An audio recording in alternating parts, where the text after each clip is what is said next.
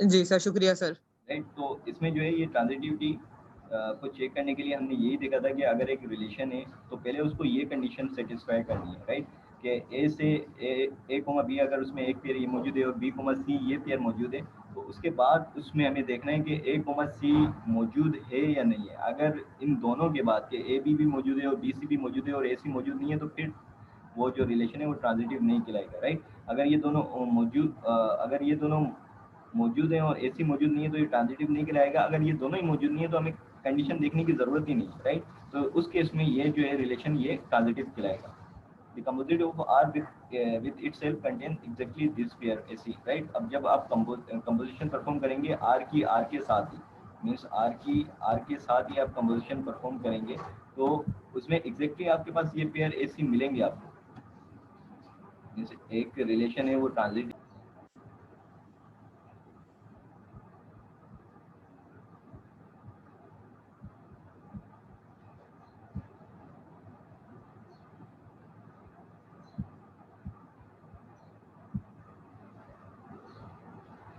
तो अगर एक रिलेशन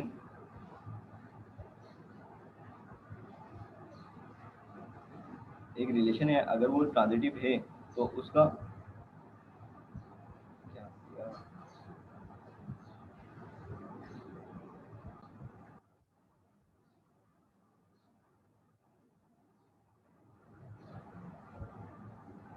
राइट। तो अगर एक रिलेशन जो है वो ट्रांजिटिव है, क्योंकि हम यहाँ पर ये कंडीशन पढ़ के आए हैं कि R on a set relation is transitive if and only if R. तो अब इस सिनारियो के केस में हम कह रहे हैं कि ये आर जो है ये ट्रांजिटिव है। तो अब वो जब इस मीन्स आर का अब खुद के साथ ही जब हम कंपोजिशन परफॉर्म करेंगे तो एग्जैक्टली मीन्स जब ये ट्रांजिटिव है तो इसमें मीन्स ए सी मौजूद है, तो उस कंपोजिट फंक्शन में भी जब उसकी कंपोजिशन परफॉर्म करेंगे तो उसमें भी ए सी मौजूद होगा। मीन्स देखें, अगर एक ट्रांजिटिव रिलेशन का दूसरे ट्रांजिटिव रिलेशन के साथ हम कंपोजिशन परफॉर्म करते हैं तो उसकी मीन्स ट्रांजिटिविटी के ऊपर कोई उसका इफेक्ट नहीं आएगा। तो इस वजह से अगर आर जो है वो ट्रांजिटिव है तो उसका जब आप उसी आर के साथ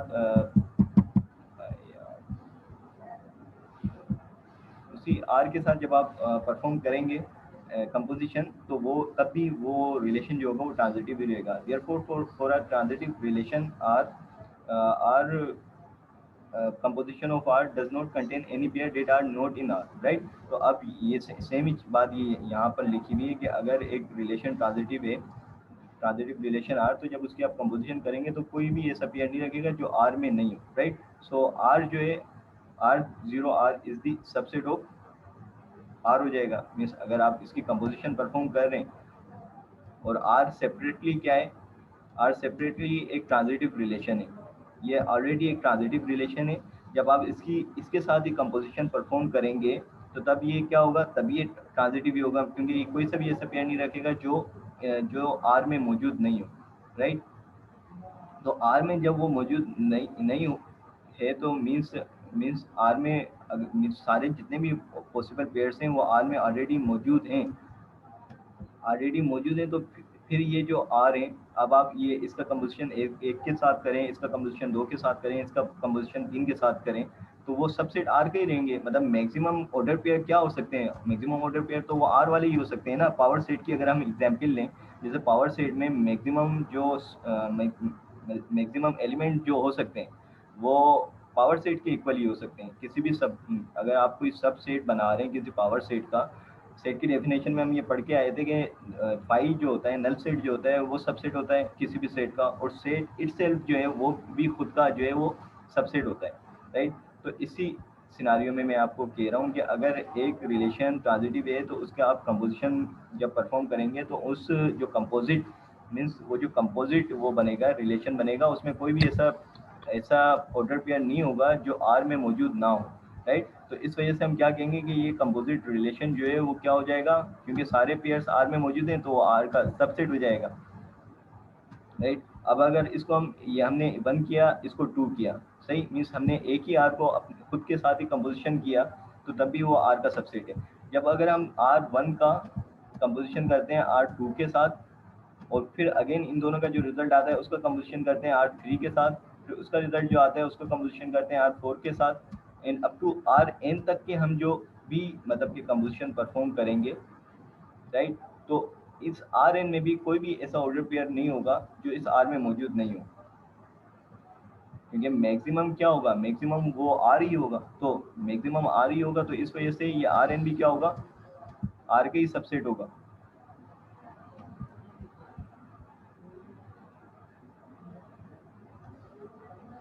ठीक है, तो ये थ्योरम आल्दो हमने पीछे पीछे भी इसको डिस्क्राइब किया था और यहाँ पे भी इसको जो है डिस्क्राइब किया है। Since R R O R does not contain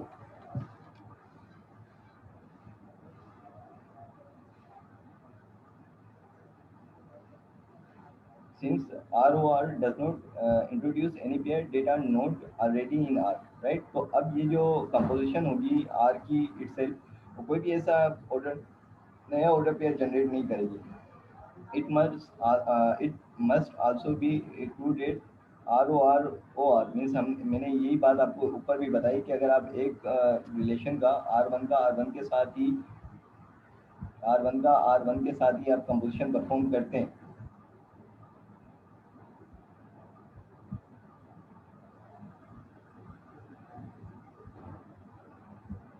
R1 का R2 के साथ कंपोजिशन परफॉर्म करते हैं, उसके बाद जो है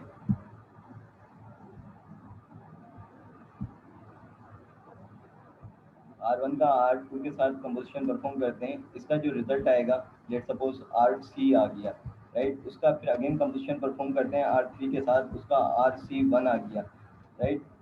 और अप टू Rn तक भी आप जाएंगे तो वो सबसेट ही रहेगा उसी रिलेशन का, मीन्स इसमें कोई भी न्यू ऑर्डर पेयर नहीं आएगा। तो ये लास्ट पॉइंट यही कह रहा है, since ROR does not introduce any pair data note already in R, it must also be included ROR OR is the subset of relations and so on, so that Rn is the subset of R, right?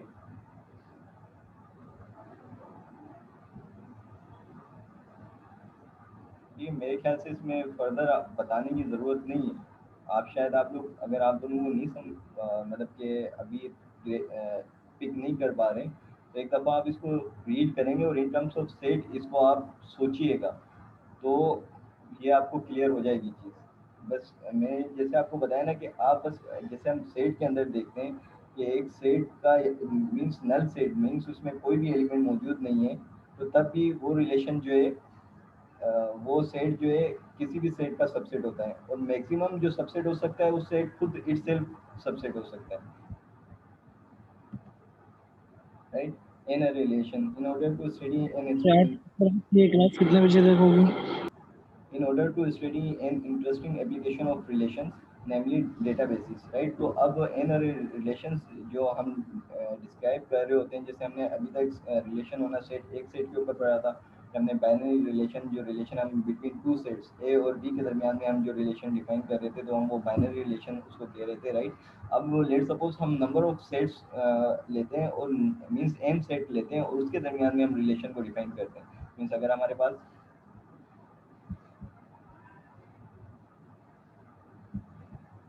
A set है, सही है, उसका हम relation बनाते हैं B set के साथ, फिर उसका रिलेशन बनाते हैं सी सेट के साथ, उसका रिलेशन बनाते हैं डी सेट के साथ, means up to N set तक का हम रिलेशन जो बनाते हैं, तो उसको हम एन अरे रिलेशन कहते हैं,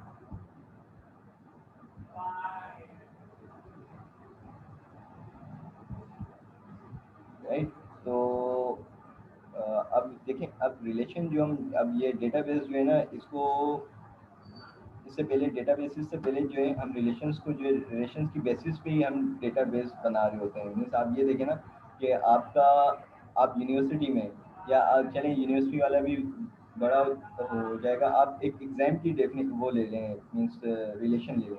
तो एक स्टूडेंट का एग्ज़ाम से क्या रिलेशन है, देखिए आप एग्ज़ाम देते हैं, अब एग्ज़ाम में आपकी क्या क्या चीज़ होती है, आप मार्क्स गेट करते हैं, मार्क्स आपके कैसे डिस्ट्रीब्यूट होते हैं, मार्क्स की आपका जो रिलेशन होता है, उसमें आपके मिड टर्म के मार्क्स होते हैं, उसमें आपके असाइनमेंट के मार्क्स होते हैं, उसमें आपके क्विज के मार्क्स होते हैं, उसमें आपके फाइनल के मार्क्स होते हैं, आप उसमें आपके प्रेजेंटेशन क्लास पार्टिसिपेंट, मतलब अब ये क्या है, ये सारा एक रिकॉर्ड बन रहा है, एक डेटाबेस बन रहा है, राइट। अब वो सारा रिलेट किससे, एक स्टूडेंट से रिलेट है, एक पर्सन मीन्स एक यूनिवर्सिटी का या क्लास जो भी स्टूडेंट्स है, उनसे ये रिलेटेड है। तो उसकी बेसिस पे आप स्टूडेंट्स का डेटाबेस बना रहे होते हैं। हम जब रिजल्ट बना रहे होते हैं तो रिजल्ट में भी तो यही होता है ना कि इसने असाइनमेंट में इतने उठाए, इस पर्सन ने मिड टर्म में इतने उठाए, तो उन मार्क्स का, उन फील्ड का उस पर्सन के साथ एक रिलेशन को डिफाइन कर रहे होते हैं कि भाई उसकी बेसिस पे हम डायग्नोज कर रहे होते हैं कि भाई आइदर इसका स्टडी के साथ जो रिलेशन है वो गुड है और बैड है, राइट। तो ये जैसे एक एग्जाम्पल दे रहा हूँ।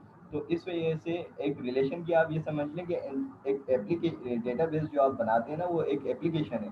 तो आपका सिंपल जो डेटाबेस होता है, फिर आगे आप जब डेटाबेस सिस्टम पढ़, आई डोंट नो कि आप लोग ऑलरेडी पढ़ चुके हैं या पढ़ रहे हैं या आगे पढ़ेंगे, तो उसमें आपके पास डेटाबेस सिस्टम होते हैं।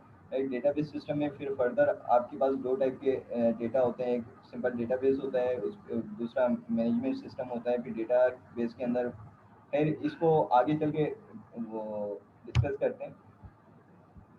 वी फर्स्ट नीड टू, ये बात आपको समझ में आ गई कि रिलेशन की बेसिस पे ही आप डेटाबेस बना रहे होते हैं। सिंपल मतलब इसका सिंपल मतलब ये है। बाकी वो सारी एग्जांपल जो मैं वो आपको समझाने के लिए था कि भाई जैसे आप सेट से आपने रिलेशन भी बनाए, फंक्शन भी बनाए, तो आप सेट ही यूज़ कर रहे हैं, राइट। अब मैट्रिक्स में भी आप जो डेटा डाल रहे होंगे वो आप कहीं ना कहीं से वो क्वांटिटी आ रही है ना, वो भी आप मैट्रिक्स के अंदर डाल रहे होंगे। मैट्रिक्स डिज़ाइन कर रहे होते हैं तो आपको कोई ना कोई डेटा मिल रहा होता है ना, उसी बेसिस पे डिज़ाइन कर रहे होते हैं। इन फॉर्म ऑफ टेबल अगर आप डेटा को रिप्रेजेंट कर दें तो वो आपका डेटाबेस होता है। अब उसमें आप कुछ भी यूज़ कर सकते हैं। आपकी जैसे एक्सेल है, आपको पता होगा, उसको आप यूज़ कर रहे होते हैं। आपका लोटस एकोरेट्स है, उसको यूज़ कर रहे हैं। एसक्यूएल वगैरह है, आप उसको DB2 है उसको यूज़ कर रहे होते हैं, राइट।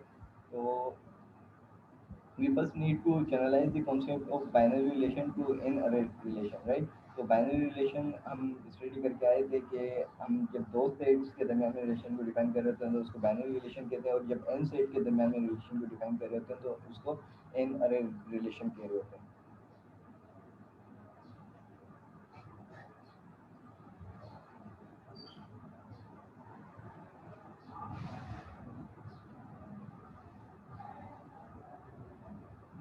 राइट। तो डेफिनेशन है, let A1 A2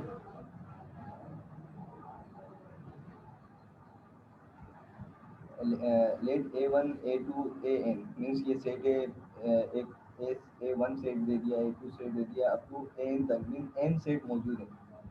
n relation on this set is a subset of.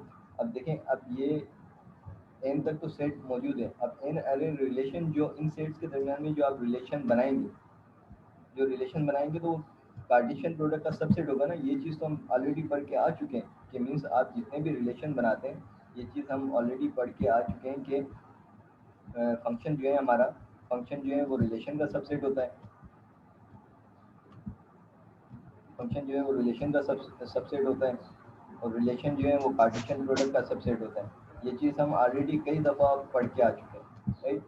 तो इधर कोई भी नई बात नहीं लिखी हुई है, राइट। इधर यही लिखा हुआ है कि आपके पास n सेट मौजूद हैं, और अगर उनके n अरे रिलेशन मीन्स उनके उन सेट्स के दरमियान में, मीन्स n सेट्स के दरमियान में अगर आप रिलेशन को डिफाइन करते हैं तो वो n अरे होंगे। अगर दो सेट के दरमियान में रिलेशन को डिफाइन करते हैं तो बाइनरी रिलेशन कहलाता है। तो n सेट के दरमियान में अगर रिलेशन को डिफाइन करेंगे तो n अरे।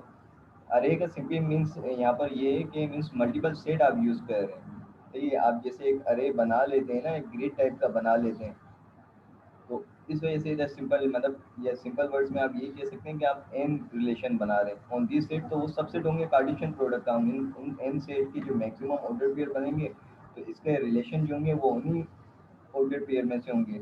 उसी कार्टी मीन्स एन सेट के कार्टेशियन प्रोडक्ट में से ही वही ऑर्डर पेयर होंगे। तो बस ये जो लाइन है वो यही कह रही है।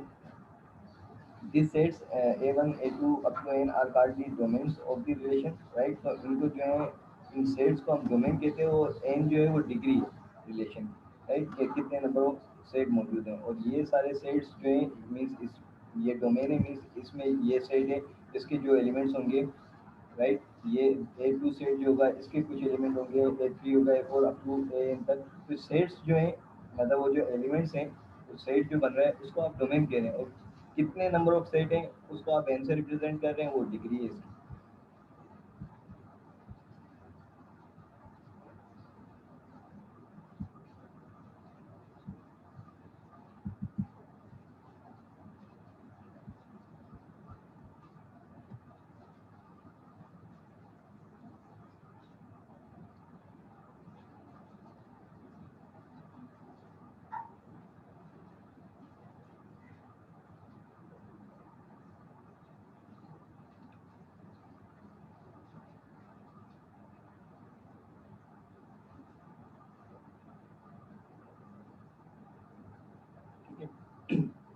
पास फिर एग्जाम्पल है,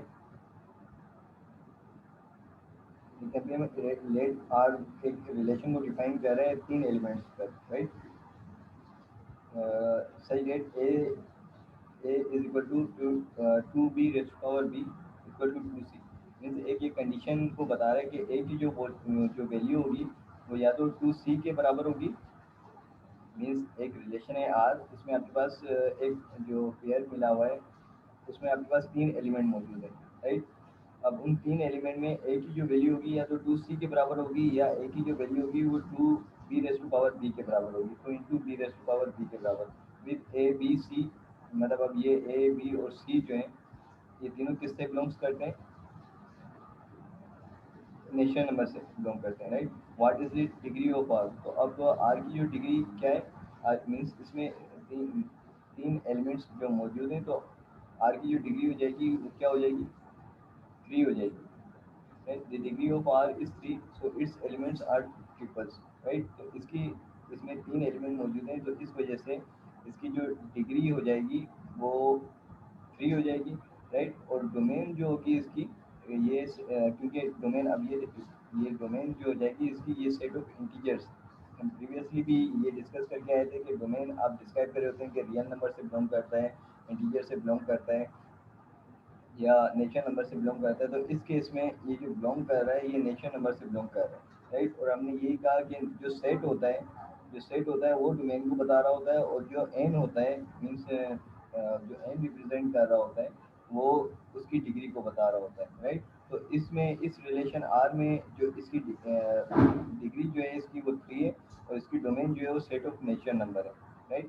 तो what its domain are equal to the set of integers, right. तो इधर इंटीजर्स नहीं क्योंकि इधर एन है, तो ये सेट ऑफ नेचुरल नंबर है, राइट। ये मिस्टेक है, ये सेट ऑफ इंटीजर नहीं होगा, ये सेट ऑफ नेचुरल नंबर होगा, नहीं। तो ये आपका रिलेशन जो है